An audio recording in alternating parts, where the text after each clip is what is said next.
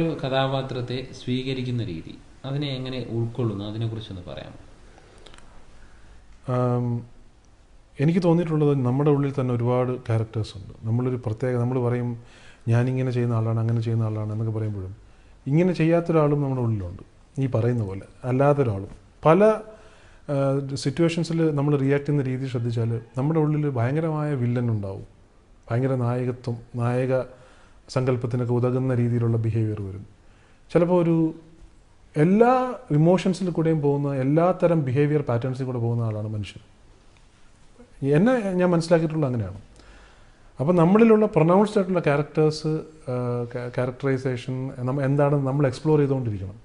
അതിനുള്ള ഏറ്റവും നല്ലൊരു ഒരു സ്റ്റേജാണ് ആക്ടിംഗ് എന്ന് പറയുന്നത്. അപ്പോൾ അത് സ്വയം എക്സ്പ്ലോർ ചെയ്യാൻ കിട്ടുന്ന അവസരങ്ങളാണ് എനിക്ക് ഈ കഥാപാത്രങ്ങൾ എന്ന് പറയുന്നത് സിനിമയിൽ. അപ്പോൾ അതാണ് എൻ്റെ സെലക്ഷൻ ക്രൈറ്റീരിയ എന്ന് പറയുന്നത്. ഇപ്പോൾ ഈ അടുത്ത കാലത്തിൽ അജയ് കുര്യൻ ആണെങ്കിലും, ഇപ്പോൾ താപ്പാനയിൽ കന്നുകുട്ടൻ എന്ന് പറഞ്ഞ ക്യാരക്ടറാണെങ്കിലും, ഗദ്ദാമയിലെ ഭരതൻ, ഡോക്ടർ അലക്സ് വർഗീസ് ഭ്രമരത്തിൽ, ഇതെന്ത് തന്നെ ആയാലും, ഇപ്പോൾ നന്ദഗോപൻ ചെയ്യാത്ത തലങ്ങളിലേക്ക് നമ്മുടെ ഉള്ളിലുള്ള തലങ്ങളെ കണ്ടുപിടിക്കുക എന്നുള്ള ഒരു ഇൻക്വിസിറ്റീവ് ആയിട്ടുള്ള സെർച്ചിൻ്റെ ഭാഗമാണ് എൻ്റെ ക്യാരക്ടർ സെലക്ഷൻ എന്ന് പറയുന്നത്. അതിനെയാണ് ഞാൻ ബേസ് ചെയ്യുന്നത്. എഴുത്തുകാരനായി വന്നു, നടനുമായി, ഇപ്പോൾ രണ്ടുമായി തുടരുന്നു, ഇതിലേതാണ് ഇഷ്ടം? ഇതൊക്കെ വന്നു ചേർന്നിട്ടുള്ള സാധനങ്ങളാണ്, ഈ എഴുത്തും അഭിനയമൊക്കെ. ഇതൊന്നും ബേസിക്കലി ആണോ എന്ന് ചോദിച്ചാൽ ഞാൻ ആണെന്ന് എനിക്ക് ഉറപ്പിച്ച് പറയാനുള്ള ഒരിതില്ല. ഇത് വന്നു ചേർന്നിട്ടുള്ള വഴികളാണ്. ഞാൻ നടന്ന് കയറിയ വഴികളാണ്. ഞാൻ ചെയ്യുന്ന ജോലി വളരെ സത്യസന്ധമായിട്ട് ചെയ്യുക, അതേതായാലും അഭിനയമായാലും എഴുത്തായാലും വളരെ സത്യസന്ധതയോടുകൂടി ചെയ്യുക എന്നൊഴിച്ചാൽ എനിക്ക് ഇന്നതാണ് ഇഷ്ടം എന്ന് ഒരു നിർബന്ധമൊന്നുമില്ല.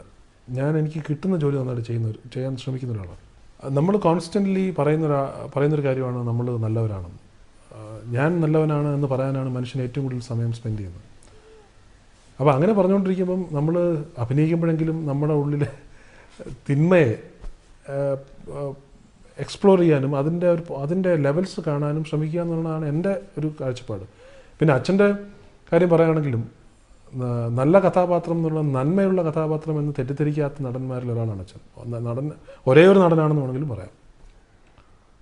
അപ്പോൾ അങ്ങനെ ഒരു ഇൻസ്പിറേഷൻ ഞാൻ ഇൻസ്പയർഡ് ആയിട്ടുള്ളൊരു ആർട്ടിസ്റ്റ് അച്ഛനാണ്. അപ്പോൾ അച്ഛനിലും ആ ഒരു എലിമെൻ്റ് ഇല്ല. അതായത് കഥാപാത്രം അതിൻ്റെ നന്മ തിന്മകളെ നോക്കി സെലക്ട് ചെയ്യുക എന്നുള്ളതല്ല, കഥാപാത്രത്തിൻ്റെ ഡെപ്താണ്, ഏത് ലെവൽസിലോട്ട് അത് പോകും എന്നുള്ളതാണ് അദ്ദേഹം നോക്കിയിട്ടുള്ളത്.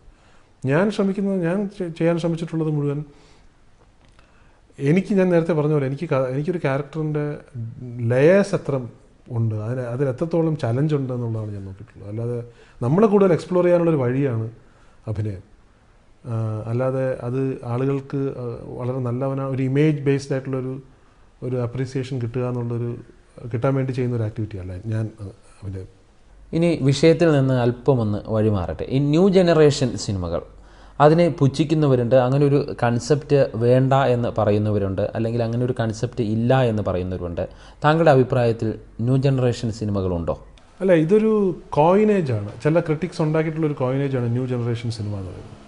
ഓരോ കാലത്തെയും സംവിധായകരും എഴുത്തുകാരും നടന്മാരും എടുക്കുന്നത് അവരുടെ കാലത്ത് ന്യൂ ജനറേഷൻ ഫിലിംസാണ്. ഇപ്പോൾ ഈ 2012 വന്നൊരു ഫിനോമിനാണ് ഈ ന്യൂ ജനറേഷൻ ഫിലിംസ് എന്ന് ഒരുപാട് പേര് പറയുന്നത്. ഇത് 80s തുടക്കത്തിലും ഉണ്ടായിട്ടുണ്ട്. 80s തുടക്കത്തിലും അന്നത്തെ ന്യൂ ജനറേഷൻ ഫിലിംസിന് ന്യൂ വേവ് എന്നൊക്കെ പറഞ്ഞിട്ടുണ്ട്. ഈ പത്മരാജൻ സാറും ഭരതൻ സാറും ഒക്കെ ചെയ്തിട്ടുള്ള, KG ജോർജ് സാറും ഒക്കെ ചെയ്തിട്ടുള്ള ഫിലിംസിന് അങ്ങനെ പറഞ്ഞിട്ടുണ്ട്. അപ്പോൾ അതൊരു ഓരോ സമയത്തെ നിരൂപകർ ഓരോ പേരിട്ട് ഓരോന്നിനെ വിളിക്കുന്നു എന്നുള്ളതല്ലാതെ അതിൽ വേറെ ഇതൊന്നുമില്ല. ഹാബിറ്റ് ബ്രേക്കേഴ്സാണ് ഇപ്പോൾ കാണുന്ന സിനിമകളാണ് എനിക്ക് തോന്നിയിട്ടുള്ളത്. അതായത് ഒരു പെക്യുലിയർ പാറ്റേൺ ഫോളോ ചെയ്യുന്ന സിനിമകളിൽ നിന്ന് വളരെ വ്യത്യസ്തമായി ആ ഒരു വ്യൂയിങ് ഹാബിറ്റിനെ ബ്രേക്ക് ചെയ്യുന്ന സിനിമകളാണ് ഇതൊക്കെ. മലയാളത്തിലെ ന്യൂ ജനറേഷൻ സിനിമകൾ പലപ്പോഴും കൈകാര്യം ചെയ്യുന്നത് ലൈംഗികത വിഷയമാക്കിയിട്ടുള്ള സബ്ജക്റ്റുകളാണ്. ലൈംഗികത മാത്രമാണോ പുതുതലമുറയുടെ പ്രശ്നം? മറ്റ് ഒരുപാട് വിഷയങ്ങൾ കൈകാര്യം ചെയ്യപ്പെടേണ്ടതായിട്ട് ഇല്ലേ? അല്ല, എല്ലാം ലൈംഗികത മാത്രമാണ് ട്രീറ്റ് ചെയ്യുന്നതെന്ന് പറയാൻ പറ്റില്ല. കുറച്ച് സിനിമകൾ ലൈംഗികത ട്രീറ്റ് ചെയ്യുന്ന സിനിമകൾ ആണെന്ന് സമ്മതിക്കാതെയും തരമില്ല. പക്ഷേ ലൈംഗികത എന്ന് പറയുന്നത് ഇപ്പം ഇന്ത്യൻ സമൂഹത്തിൻ്റെ ഒരു പ്രധാനമായ തീം തന്നെയാണ്.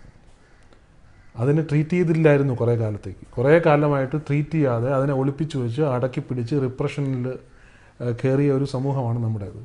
നമ്മൾ ദിവസവും കാണുന്ന പത്ര റിപ്പോർട്ടിലും കാണാം ഒരു പത്രത്താളുകളിൽ എത്രത്തോളം ലൈംഗികതയ്ക്ക് ഇതുണ്ടെന്ന്. പെർവേർഷനിലോട്ട് കിടക്കുകയും റിപ്രഷനിലോട്ട് കിടക്കുകയൊക്കെ ചെയ്യുന്ന, പെർവേർഷന് വഴിമാറി കൊടുക്കുകയൊക്കെ ചെയ്യുന്ന ഒരു സമൂഹമാണ് നമ്മുടേത്.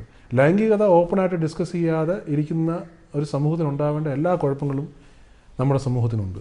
ആ ഒരു ആംഗിളിൽ നോക്കിയാൽ ന്യൂ ജനറേഷൻ എന്ന് പറയുന്ന ഈ സിനിമകൾ ലൈംഗികതയെ അഡ്രസ്സ് ചെയ്തു എന്നുള്ളത് ഒരു ഭയങ്കര ന്യൂ സ്റ്റെപ്പ് തന്നെയാണ്. ലൈംഗികതയെ അഡ്രസ്സ് ചെയ്യാതെ വർഷങ്ങളോളം നടന്നൊരു സിനിമ ഒരു ഒരു ഒരു പാതയുടെ അവസാനമാണ് ഇത് സംഭവിച്ചിരിക്കുന്നത്. അപ്പോൾ അതിനെ എക്സ്പ്ലോർ ചെയ്യുന്നതിൻ്റെ കൂട്ടത്തിൽ അതിനെ മാത്രം എക്സ്പ്ലോർ ചെയ്യാതിരിക്കുക എന്നുള്ള ദൗത്യവും അതിനുണ്ട് എന്ന് പറയേണ്ടി വരും. പിന്നെ മാത്രമല്ല 1980-കളിലുണ്ടായ അന്നത്തെ ന്യൂ വേവ് സിനിമയിൽ ഇതേ ആരോപണം അന്നത്തെ നിരൂപകർ ഉന്നയിച്ചിരുന്നു. അന്നത്തെ സിനിക്സ് ഉന്നയിച്ചിരുന്നു. നിരൂപകർ ഞാൻ പറയില്ല, സിനിക്കുകൾ ഉന്നയിച്ചിരുന്നു. അന്നത്തെ സിനിമകൾ ലൈംഗികതയെ കൂടുതൽ ചർച്ച ചെയ്യപ്പെടുന്നു. ഇപ്പോൾ നമ്മൾ ഗ്ലോറിഫൈ ചെയ്യുന്ന പത്മനാഭൻ സാറിനെയും ഭരതൻ സാറിനെയൊക്കെ അവർ ജീവിച്ചിരുന്നപ്പോൾ ഈ നിരൂപകർ ഒരുപാട് ക്രൂശിച്ചിട്ടുള്ളത് ഞാൻ വായിച്ചിട്ടുള്ളതാണ് കുഞ്ഞായിരിക്കുമ്പോൾ. ഇവരൊക്കെ മരിച്ചതിന് ശേഷം ഇവർ നല്ലതായിരുന്നു, ഭയങ്കര ഇതായിരുന്നു എന്നൊക്കെ പറയുന്നുണ്ടെങ്കിലും ഇവർ ജീവിച്ചിരിക്കുമ്പോൾ ഭയങ്കരമായ ബ്രിക്ക് ബാറ്റ്സാണ് ഇവർക്ക് കൊടുത്തിട്ടുള്ളത്. അതുകൊണ്ട് ഇതൊക്കെ ഒരു ഹിസ്റ്റോറിക്കൽ റെപ്പറ്റീഷൻസ് മാത്രമാണ് ഇങ്ങനെ പറയുക എന്ന് പറയുന്നത്. ലൈംഗികതയെ ട്രീറ്റ് ചെയ്യുന്നത് ഒരു ഇഷ്യൂ അല്ല. എല്ലാ ലോക സിനിമയിലെ ഏത് സിനിമ എടുത്തു നോക്കിയാലും അതിൽ ലൈംഗികതയെ ട്രീറ്റ് ചെയ്യുന്നൊരു സാധനമാണ്. അത് ബേസിക് ഇൻസ്റ്റിങ്ക്റ്റാണ് മനുഷ്യൻ്റെ. അതിനെ ട്രീറ്റ് ചെയ്യാതെ വേറെ ഒന്നിലോട്ടും കയറാനും പറ്റില്ല. എന്ത് ട്രീറ്റ് ചെയ്താലും അതിൻ്റെ ബേസിക് സാധനം ലൈംഗികത കിടക്കുന്നതുകൊണ്ട് കുഴപ്പമില്ല. കാരണം മനുഷ്യൻ ബേസിക്കലി അവൻ്റെ ഏറ്റവും വലിയ എക്സ്പ്ലോർ ചെയ്യപ്പെടാത്ത ഏരിയ എന്ന് പറയുന്നത് ലൈംഗികത തന്നെയാണ് ഇപ്പോഴും. താങ്കളുടെ ഒരു സിനിമാ സങ്കല്പം എന്താണ്? പറയണമെന്ന് തോന്നുന്ന കുറച്ച് കാര്യങ്ങളുണ്ട്. ഏതൊരാൾക്കും ഒരു ക്രിയേറ്റീവ് പേഴ്സണ് പറയണമെന്ന് തോന്നുന്ന കുറച്ച് കാര്യങ്ങളുണ്ടാവും. ആ കാര്യങ്ങൾ സത്യസന്ധമായി പറയുക. ഏത് ആർട്ട് ഫോമിലൂടെ ആണെങ്കിലും ആ സത്യസന്ധമായി പറയാൻ നോക്കുക, മാക്സിമം ശ്രമിക്കുക എന്നുള്ളതാണ് ഒരു കലാകാരൻ്റെ ദൗത്യം.